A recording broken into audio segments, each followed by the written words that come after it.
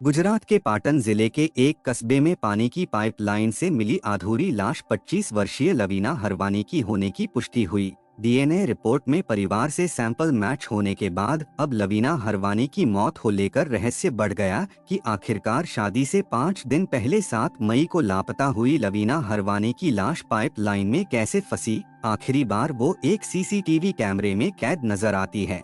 इसी के साथ सवाल खड़ा हो गया है कि आखिर लवीना हरवानी की डेड बॉडी पानी की पाइपलाइन में कैसे पहुंच गई। लवीना हरवानी की मौत कैसे हुई, क्या उसकी किसी ने हत्या की या फिर मामला आत्महत्या से जुड़ा है।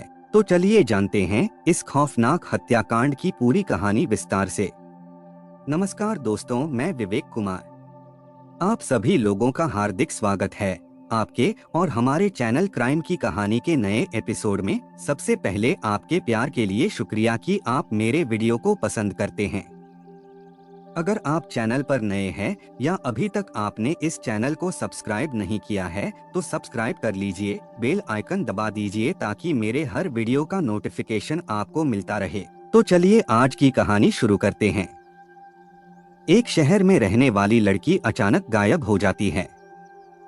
5 दिन बाद उस लड़की की शादी होनी थी, लेकिन अगले 5 दिनों तक तमाम कोशिशों के बावजूद वो लड़की नहीं मिलती। इसी दौरान शहर में रहने वाले लोगों के घरों में नल से गंदा और बदबूदार पानी आने लगता है।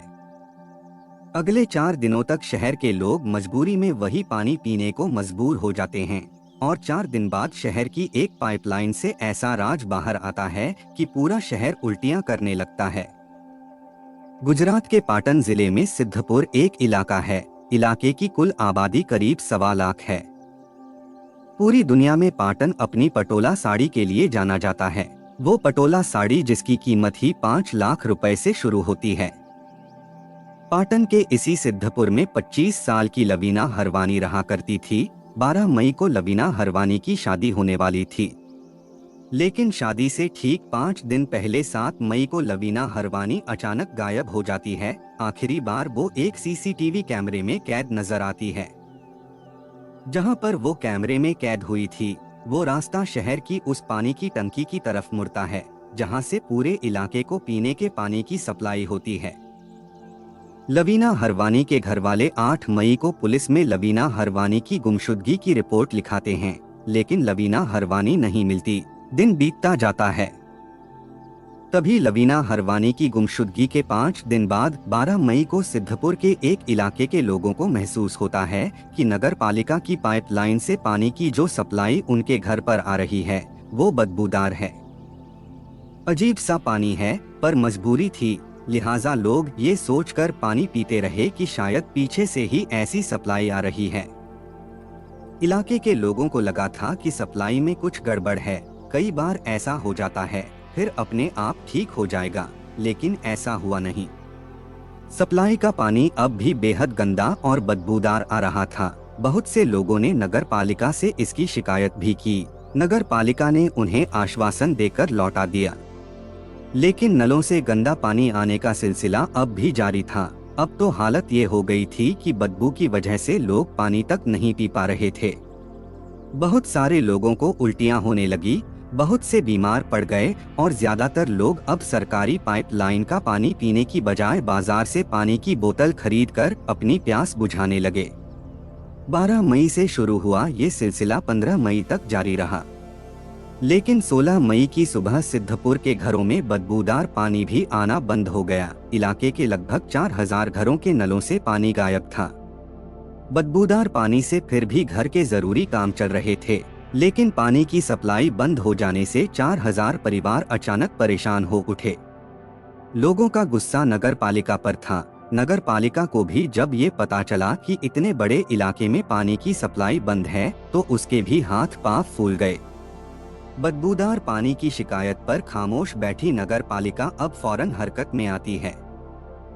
इसके बाद जगह जगह पाइपलाइन की चेकिंग होती है और फिर पानी की पाइप से एक ऐसा दहला देने वाला सच बाहर आता है जिसे सुनते ही हजारों लोगों को उल्टियां शुरू हो जाती हैं। 16 मई को पानी की पाइपलाइन से बाहर निकला सच 7 मई को गुम हुई लवीना हरवानी की मौत पर जाकर खत्म होता है। सच ये कि एक शहर का एक पूरा इलाका और उस इलाके के करीब 4000 लोग पिछले 9 दिनों से पानी की पाइपलाइन में तैरती हुई एक लाश से निकलकर नलों के रास्ते घरों तक पहुंचने वाला पानी पी रहे थे। वही पानी जो उन्हें बदबूदार लग रहा था। सिद्धपुर में बदबूदार पानी और पानी की पाइप से निकली आधी अधूरी लाश का आखिर क्या कनेक्शन है? क्या ये लाश सचमुच लवीना हरवानी की लाश थी?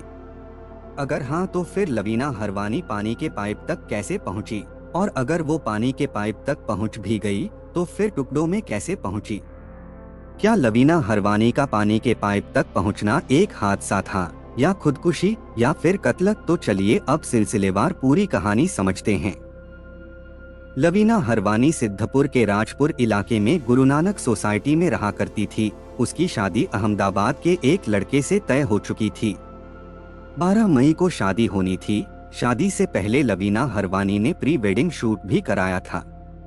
घर में मेहमानों का आना भी शुरू हो चुका था। यानी लवीना हरवानी के घर वालों के हिसाब से लवीना अपनी शादी को लेकर बेहद खुश थी। लवीना हरवानी के उन्हीं घर वालों के मुताबिक 7 मई की शाम करीब 7 साढ़े 7 बजे लवीना हरवानी घर से ये कहकर निकली थी कि वो गुरुद्वारे जा रही है। हर रोज शाम को लवीना हरवानी गुरुद्वारे जाया भी करती थी, लेकिन उस शाम घर से निकलने के बाद वो फिर कभी घर लौटी ही नहीं। देर रात तक घर वाले उसे ढूंढते रहे। फिर पुलिस थाने जाकर लवीना हरवानी की गुमशुदगी की रिपोर्ट लिखा दी, लेकिन लवीना हरवानी के घर वालों के मुताबिक पुलिस लवीना हरवानी की गुमशुदगी को लेकर उनसे ही सुराग मांगती रही। सिद्धपुर थाने की पुलिस के टाल मटोल भरे रवैये के चलते लवीना का कोई सुराग नहीं मिल रहा था। यहाँ तक कि उसकी गुमशुदगी को 5 दिन हो चुके थे। 12 मई भी आ गई। उसी दिन लवीना हरवानी की शादी होनी थी, लेकिन चूंकि दुल्हन गुम थी लिहाजा बारात भी नहीं आई। शायद लवीना हरवानी को सिद्धपुर पुलिस ढूंढ भी ना पाती। लेकिन तभी हुआ ये कि 12 मई से अचानक शहर के एक हिस्से में नलों के जरिए लोगों के घरों में बदबूदार पानी आना शुरू हो गया। लोग वो पानी पीते रहे, पर शिकायत के बावजूद नगर पालिका ने ध्यान ही नहीं दिया। वो तो 16 मई को जब पानी की सप्लाई पूरी तरह बंद हो गई तब नगर पालिका को होश आया। इसके बाद उसने पाइप लाइन को चेक करना शुरू किया। पाइप की चेकिंग के दौरान शहरी इलाके में एक जगह पाइप के बीच में कुछ फंसा मिला। पाइप चेक कर रहे कर्मचारियों को लगा कि ये किसी मुर्दा जानवर का हिस्सा है, लेकिन जब उन्होंने पाइप से उस हिस्से को बाहर निकाला तो उनके रोंगटे खड़े हो गए। ये एक इंसान की आधी अधूरी लाश थी, कमर से नीचे का पूरा हिस्सा, लेकिन पैर गायब थे, सर भी गायब था।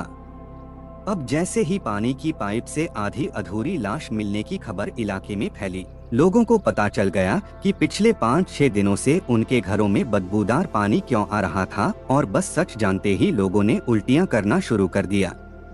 लेकिन दूसरी तरफ नगर पालिका का काम अब भी खत्म नहीं हुआ था। अधूरी लाश का बाकी हिस्सा अब भी किसी न किसी पाइप के अंदर फंसा था, उसे ढूंढना जरूरी था। लिहाजा तब तक के लिए पानी की सप्लाई रोक दी गई और पाइप से मिली अधूरी लाश पुलिस को सौंप दी गई। पानी के जिस पाइप से अधूरी लाश बरामद हुई थी वो पाइप करीब 2 किलोमीटर तक जाता है। लेकिन अच्छी खबर ये थी कि 12 मई से बदबूदार आने की शिकायत एक खास इलाके को छोड़कर बाकी इलाकों से नहीं आ रही थी। बाकी इलाकों में पानी की सप्लाई भी रुकी नहीं थी, लिहाजा नगर पालिका ने अब उसी इलाके के पाइप को चेक करने का फैसला किया जहां पानी की सप्लाई देने के बावजूद बंद थी। काफी कोशिशों के बावजूद जब कामयाबी नहीं मिली तो फिर गांधीनगर को संपर्क किया गया। गांधीनगर से रोबोटिक कैमरा मंगवाया गया। मकसद ये था कि रोबोटिक कैमरे को पानी के पाइप में डालकर ये देखा जा सके कि अधूरी लाश का बाकी हिस्सा कहां अटका या फंसा है। मगर पाइप की गोलाई और चौड़ाई इतनी कम थी कि पहिए समेत रोबोटिक कैमरा बहुत अंदर तक नहीं जा सका, लिहाजा ये मिशन भी नाकाम रहा। रोबोटिक कैमरा का मिशन फेल होने के बाद नगर पालिका ने पुराना नुस्खा अपनाने का फैसला किया। पानी की टंकी को पूरी तरह से भरा गया। इसके बाद एक झटके में टंकी से पानी छोड़ा गया। पानी फोर्स के साथ पाइप में पहुंचा। नतीजा ये हुआ कि लाल डोसी के करीब एक पाइप ने इस बार 2 पैर बहाकर बाहर फेंक दिए। पैरों के बाहर आने के बाद पानी के पाइप में अब पानी का फ्लो नॉर्मल हो चुका था। जिन इलाकों में पानी नहीं आ रहा था वहां अब पानी पहुंचना शुरू हो गया। लेकिन पिछले कई दिनों से बदबूदार पानी पी रहे लोगों के मन में अब वो पानी पीने की इच्छा ही नहीं बची थी। नगर पालिका ने भी लोगों से अपील कर दी कि सप्लाई चालू होने के बाद कम से कम 24 घंटे तक वो सिर्फ पानी का इस्तेमाल कपड़े धोने और दूसरी चीजों के लिए करें, पिए नहीं, क्योंकि पानी और पाइप दोनों की सफाई के लिए उसमें क्लोरीन की मात्रा ज्यादा डाली गई है। हालांकि नगर पालिका के मुताबिक एक दिन बाद पानी पीने लायक हो जाएगा और लोग पी सकते हैं। लेकिन पानी से बरामद लाश के टुकड़ों की कहानी घर घर जा पहुंची थी, लिहाजा लोग अब खरीद कर पानी पी रहे थे। हालांकि फिर धीरे धीरे अब लोगों ने उसी नल का पानी पीना शुरू कर दिया है, तो पानी का मसला तो हल हो गया था। लेकिन लवीना हरवानी की मौत की पहेली अभी बाकी थी, तो चलिए अब लवीना हरवानी की कहानी भी समझते हैं। लवीना हरवानी की गुमशुदगी के बाद पुलिस को 2 सीसीटीवी कैमरे की तस्वीरें मिली। पहली तस्वीर में लवीना हरवानी बेहद तेजी से कहीं जाती दिखाई दे रही है। उसके आगे पीछे कोई नहीं है। जिस तरफ लवीना हरवानी सीसीटीवी कैमरे में जाती दिखाई दे रही है, उस रास्ते में आगे पानी की टंकी है। ये वही टंकी है जिससे इलाके में पीने का पानी सप्लाई किया जाता है। तो क्या लवीना हरवानी खुद ही 7 मई की रात पानी की इस टंकी की तरफ जा रही थी? अगर हाँ तो क्यों? हालांकि जिस जगह पर ये टंकी है वो पूरा इलाका बेहद सुनसान है। आसपास में झाड़ियां हैं। रात तो छोड़िए, दिन में भी कोई अकेले उधर नहीं आता। 7 मई की रात की ही एक और सीसीटीवी तस्वीर सामने आती है। इस तस्वीर में लवीना हरवानी के गुजरते ही उसके पीछे एक बाइक पर 2 लोग नजर आते हैं। अब सवाल ये है कि ये दोनों कौन हैं? क्या दोनों लवीना हरवानी का पीछा कर रहे थे? क्या इन दोनों को पुलिस ढूंढ पाई? क्या दोनों लवीना हरवानी को जानते थे या लवीना हरवानी उन्हें जानती थी? पर इन तमाम सवालों से पहले सबसे बड़ा सवाल ये था कि पानी के पाइप से जो अधूरी लाश मिली है, क्या वो लवीना हरवानी ही है? लाश के साथ पुलिस को एक कंगन मिला था। पुलिस ने लवीना हरवानी के घर वालों को वो कंगन दिखाया, लेकिन पहले दिन कंगन देखकर घर वालों ने उसे पहचानने से इनकार कर दिया था।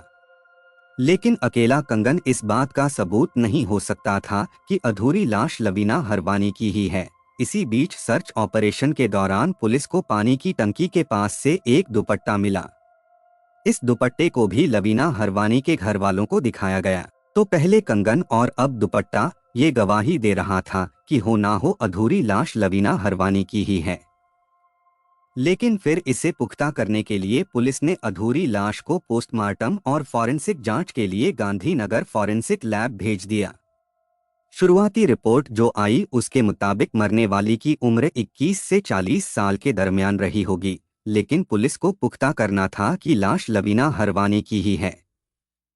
लिहाजा लवीना हरवानी के मां बाप के डीएनए सैंपल लिए गए। पानी के पाइप से बरामद अधूरी लाश का डीएनए लवीना हरवानी के मां बाप से मैच कर गया। यानी अब ये पूरी तरह साबित हो चुका था कि पाइप से जो लाश बरामद हुई है वो लवीना हरवानी की ही है।